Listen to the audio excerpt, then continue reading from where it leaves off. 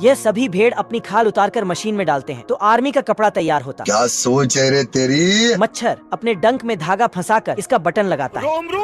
इंसान fighter plane से जानवर पर हमला करने वाले हैं। जानवरों को रेडियो से ये खबर पता चलती है। सूअर सभी जानवरों को इकट्ठा करता है। कल 9:30 बजे यहाँ पे पहुँच जाना। और जानवर जंग की तैयारी करने लगते हैं। सिस्टम पार देंगे। यह दोनों छछूंदर लकड़ी काटते हैं। ये मधुमक्खी भी बहुत टैलेंटेड है दोस्तों। इल्ली से टायर बनाती है। देखिए दुर्राटे काट रही है और लड़की को खींच कर ले जाती है। खटमल का पूरा परिवार लकड़ी को काटता है। बिल्ला मुर्गी को लेकर आता है और लाइट बंद चालू करता है, जिससे मुर्गा कंफ्यूज होकर ढेर सारे अंडे दे डालता है। आप कहाँ के ज्ञानी